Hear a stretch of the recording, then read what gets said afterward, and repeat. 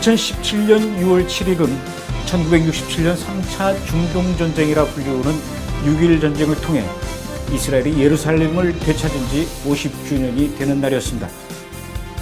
하나님이 승리로 이끄신 기적의 전쟁 6.1 전쟁과 예루살렘의 회복, 그리고 50주년이 주는 의미는 과연 뭘까요?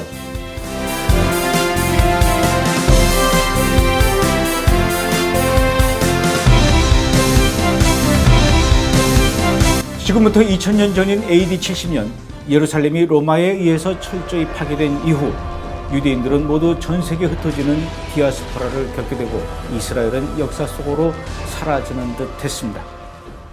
그래서 오리게네스 같은 인물은 이스라엘을 향한 하나님의 사명과 축복은 이제 이방인에게 옮겨졌고 그 결과로 이제는 이방의 교회가 이스라엘로 대체되었다, 이렇게 얘기했습니다. 이른바 대체 신학이 그렇게 탄생한 것이었죠. 그러나 이것은 하나님께서 하신 아주 중요한 말씀을 잊어버린 것이었습니다. 로마서 11장 1절에서 2절까지 말씀에 내가 말하노니 하나님이 자기 백성을 버리셨느뇨? 그럴 수 없느니라. 나도 이스라엘이뇨 아브라함의 씨에서 난 자요 베냐민 지파라. 하나님이 그 미리 아신 자기 백성을 버리지 아니하셨나니, 이렇게 기록했습니다. 뿐만 아니라 언제일지 모르지만 하나님은 분명히 그 민족이 다시 그 땅 이스라엘로 돌아오게 될 것이라고 약속하셨습니다. 나라를 없애고 모든 백성들은 전 세계에 뿔뿔이 흩어놓은 다음 그 민족을 다시 불러 모으시겠다는 겁니다. 이게 말이나 되는 얘기일까요? 하나님이 분명히 약속은 하셨지만 혹시 그 약속이 변경되었을지도 모른다. 아니면 흩어진 이스라엘 민족을 다시 모으시겠다는 것은 육체적으로 흩어놓았다가 정신적으로 또는 영적으로 다시 불러 모으시겠다는 것은 아닐까? 그것도 아니면 하나님이 하신 약속을 하나님 자신이 잊으신 것은 아닐까? 이렇게 생각했었습니다. 그도 그럴 수밖에 없는 것이 자그마치 1900년 동안이나 그 약속은 이루어지지 않는 것처럼 보였기 때문이죠. 그동안 인류 역사 속에서 1900년 동안이나 사라졌던 나라가 다시 등장한 전례가 없었기 때문입니다. 아니, 도저히 그런 일이 일어날 수가 없죠. 그런데 나라가 다시 세워질 수 있을까? 적어도 상식이 있는 사람이라면 모두 그렇게 생각했을 것입니다. 그런데 그것은 단지 인간의 생각에 불과한 것이며 넓고도 깊은 하나님의 계획은 미처 인간이 깨닫지 못하는 것입니다. 이것만 보더라도 우리 인간이 얼마나 우둔한 존재라는 걸 알 수 있지 않을까요? 1948년 5월 14일, 그러니까 AD 70년에 예루살렘 도시가 무너진 이후 정확하게 1878년 만에 하나님의 예언이 성취되었습니다. 이스라엘 국가가 다시 세워졌고 전 세계에 흩어졌던 이스라엘 백성들이 다시 이스라엘로 돌아오기 시작한 것입니다. 한 번 말씀하신 하나님의 예언은 단 한 번도 어긋난 적이 없으며 그때가 언제인지 우리는 알 수 없지만 한 번 하신 예언은 반드시 성취된다는 것을 확인시키고 또 확인시키는 놀라운 일이었습니다. 하지만 안타깝게도 이때 예루살렘은 이스라엘의 것이 아니었습니다. 요르단의 강제 점령지였죠. 이스라엘이 세워지긴 했지만 예루살렘이 회복된 것은 아니었습니다. 그렇다면 하나님은 자신이 했던 약속을 절반만 이루시는 분인가요? 아닙니다. 1948년 이스라엘을 건국시키는 이후 정확히 20년 만인 1967년 하나님의 예언의 성취 작전은 또다시 시작된 것입니다. 1967년 6월 5일 새벽, 이스라엘의 공군 기지에서 발진한 전투기들이 이스라엘의 남쪽을 향해 지중해의 해수면에 거의 닿을 듯 날아갔습니다. 레이더망에 걸리지 않도록 워낙 낮게 날아간 전투기들은 그 굉음 소리가 천지를 진동했지만 아무도 이 전투기의 발진을 눈치채지는 못했습니다. 이윽고 그 전투기들은 이집트의 시나이 반도에 진을 치고 있던 이집트의 전차기를 향해 폭격해 나갔습니다. 폭격이 시작된 지 30여 분 만에 아무런 준비태세도 갖추지 못했던 이집트 전차들은 속수무책으로 산산조각이 나는 수밖에 없었습니다. 이제 시나이 반도 중에서도 이스라엘의 국경 쪽에 잔뜩 몰려 있었던 이집트의 전차 부대는 완전히 괴멸되었고 시나이 반도의 제공권은 사실상 이스라엘로 넘어간 셈이었습니다. 그리고 뒤이어 이스라엘 남부군의 기갑 부대가 여기저기 검은 연기를 피어올리고 있는 시나이 반도를 위로 아래로 그리고 중앙으로 세 갈래로 나뉘어 진격해 달리기 시작했습니다. 전투기의 공습에서 다행히 목숨을 건진 이집트 병사들은 캐터필러에 굉음을 내며 달려오는 장갑차들을 보고는 총 한 번 쏴보지도 못하고 백기를 들어야만 했습니다.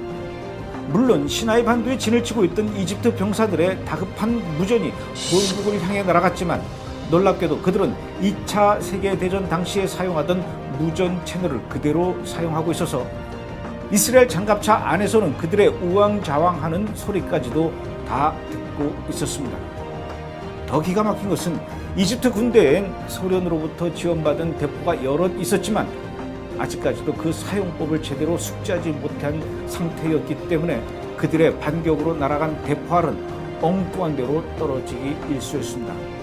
시나이 반도의 제공권을 이처럼 완전히 이스라엘에 빼앗겼음에도 불구하고 이집트의 방송들은 그 같은 사실을 숨긴 채 이스라엘이 시나이 반도를 침공했지만 곧바로 이집트의 용맹한 전차 부대들이 이스라엘 군대를 상대로 용감하게 싸워서 퇴각시켰다라는 거짓된 내용을 방송으로 내보냈습니다.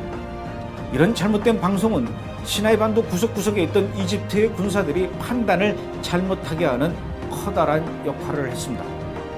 도주의 기회를 놓치고 있다가 느닷없이 밀고 들어오는 이스라엘 전차를 맞이하여 일부는 죽음으로 또 일부는 포로로 끌려간 것입니다. 시나이 반도는 순식간에 이렇게 거대한 무덤으로 변해버렸습니다. 결국 이스라엘의 공격이 시작된 이후 4일 만에 이집트는 유엔의 중재안을 받아들이며 시나이 반도를 이스라엘에게 내주는 조건으로 휴전에 합의했습니다. 한마디로 이집트는 순식간에 군사력 80%를 상실한 채 백기를 든 셈이죠. 이스라엘이 이집트 시나이 반도를 공격하기 시작한 지 6시간 만에 요르단 군인들은 이스라엘을 향해서 진격해 오기 시작했습니다. 그 당시만 해도 동예루살렘은 요르단의 강제 점령지였습니다. 하지만 시나이 반도 전투와는 물리적으로 분명히 상황이 달랐습니다.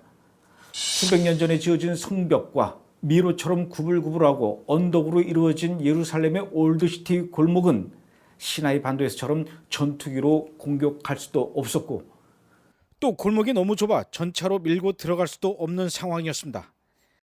더군다나 질이 멸렬한 이집트의 군인들과는 달리 미국제 무기와 잘 훈련된 요르단의 군인들이 골목 구석구석에 숨어서 기총 사격을 해대는 바람에 이스라엘 군인들의 예루살렘의 공격은 말처럼 쉬운 일이 아니었습니다.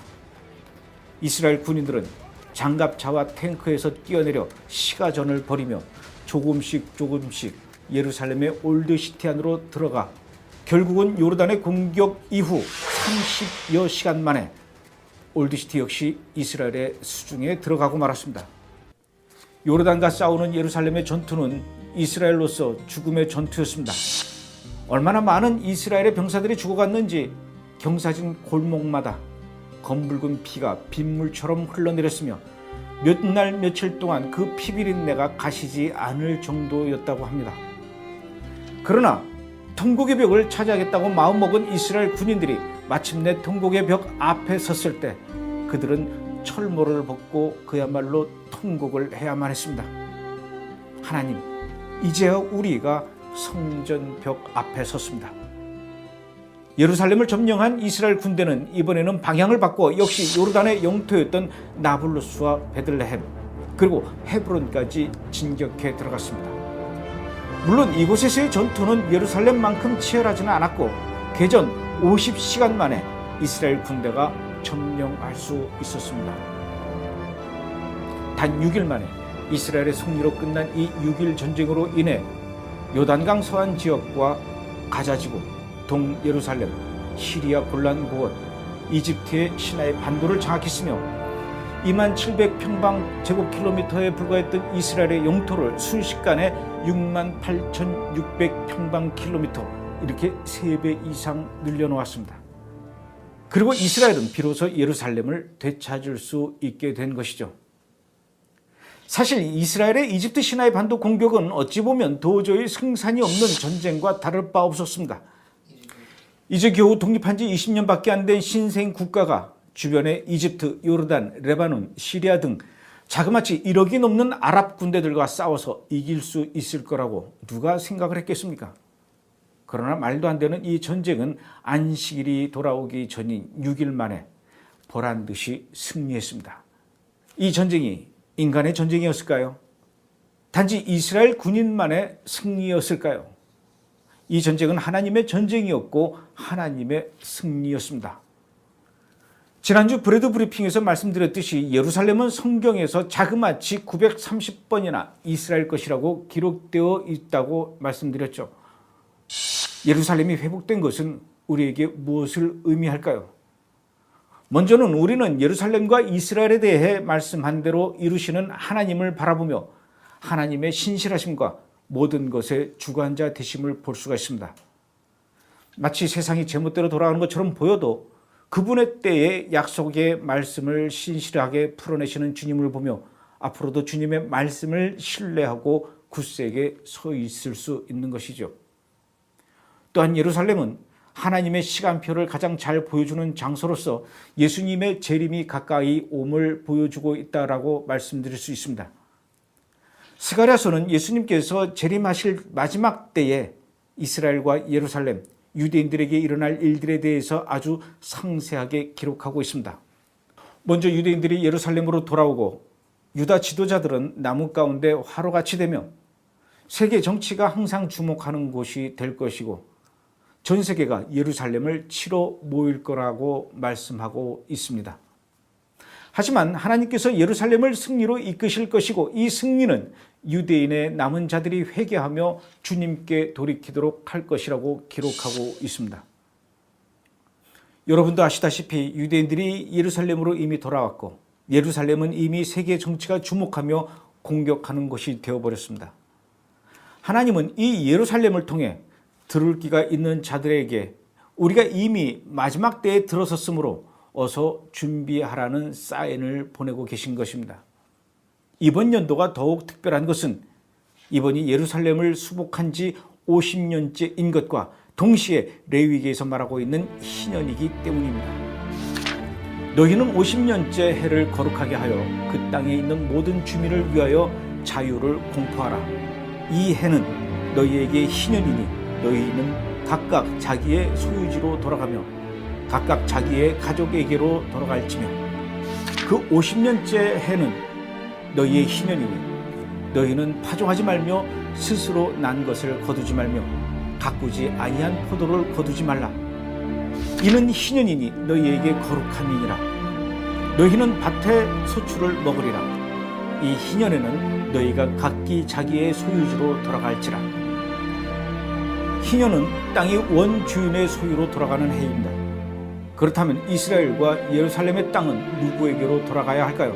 바로 유대인들이겠죠. 의미심장한 날들이 다가오고 있음이 틀림이 없습니다. 하지만 유대인들에게 참된 희년, 자유, 구원의 성취는 땅의 회복뿐 아니라 결국 유대인 안에 예수님이 회복되는 것이기 때문에 우리는 이 희년을 맞이하여 예수님을 통한 온전한 회복이 예루살렘과 유대인에게 임하도록 담대히 기도해야 할 것입니다. 하나님께서 우리에게 말씀과 기도로 모든 나라를 통치해야 하는 사명을 주셨음을 여러분과 제가 기억해야 할 것입니다. 이스라엘과 유대인들은 아주 중대한 시기로 접어들어가고 있습니다. 우리에게 이것을 깨닫게 해주신 주님의 뜻은 지식을 늘리는 것이 아닌 기도의 자리로 부르시는 것임을 깨달으며 보좌 앞으로 담대히 나아가는 모든 분들이 되기를 간절히 기도합니다. 이번 주 브레드 브리핑이었습니다.